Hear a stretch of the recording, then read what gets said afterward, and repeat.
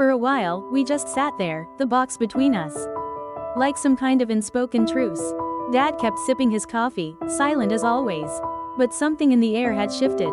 Maybe it was me, maybe it was him, or maybe, for the first time, the silence didn't feel like a wall, just space. Space that could finally be crossed. Because now I knew what he had never said out loud. But I still wanted him to say it. A few days later, I made a decision. I went back down to the basement. I wanted to read every last letter.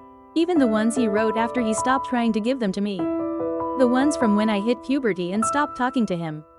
The ones after Mom's death, when we both became ghosts in the same house. The ones after we argued and I stormed out.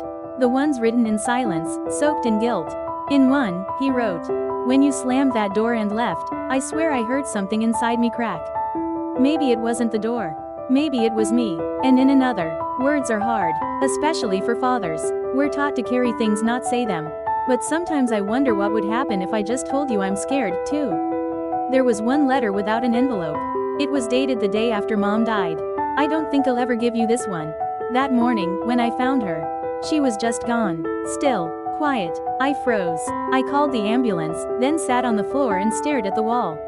"I didn't wake you. You were sleeping so peacefully. I didn't want to take that from you. I wanted to protect you, even if it meant breaking alone." I cried, Noah. I cried like a child. I held that letter in my hands and wept. That night, I walked into the kitchen. "I read them all," I said. Dad looked up slowly. "Even the one about Mom?" "Yeah, thank you for telling me what happened that day." His eyes were softer than I'd ever seen them. "I wanted you to be strong," he said. "I wasn't. That's okay. I wasn't either. I just didn't want you to see that." The next Sunday, he did something unexpected.